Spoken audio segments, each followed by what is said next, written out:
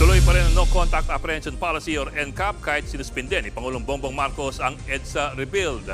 At live mula sa EDSA Camias Kamuning, nauna po sa balita si Kari Kitor. Kari, kung no rehab, bakit merong NCAP pa rin?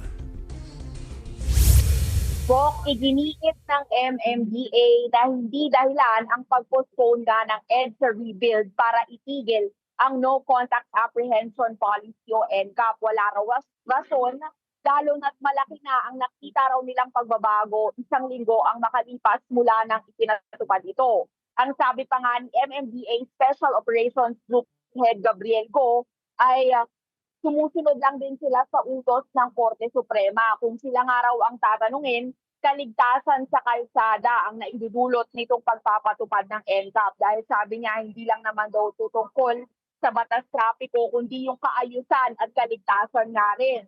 Sinugundahan naman niya ng Department of Transportation at ito, pakinggan natin ang naging pahayag nila.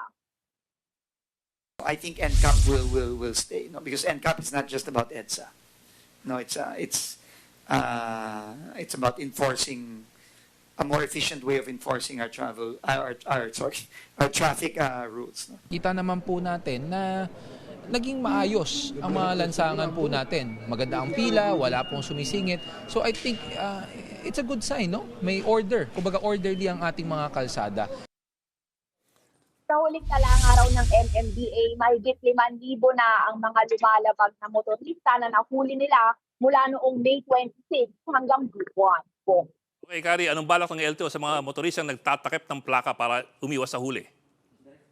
Yan nga ang pinag-usapan kanina, hahainan daw ng Land Transportation Office ng show cause order, oras na matukoy na nila kung sino-sino ang mga ito. Nasa higit 50 na raw rin kasi ang nahuli, karamihan mga motorsiklo na nagtatakip nga ng plaka. Gaya na lang ng mga pinakita sa atin kanina, merong mga tinakpa ng 2 dahon yung plaka ng motorsiklo, habang meron pang ang isa na literal na plato ang ginamit. Inaalam pa rin ng LTO kung sino nga ang nagmamay-ari ng mga ito, at ang mariing babala sa kanila bukod sa 5,000 pesos na multa, pwede rin silang kasuhan sa ilalim ng Motorcycle Crime Prevention Act.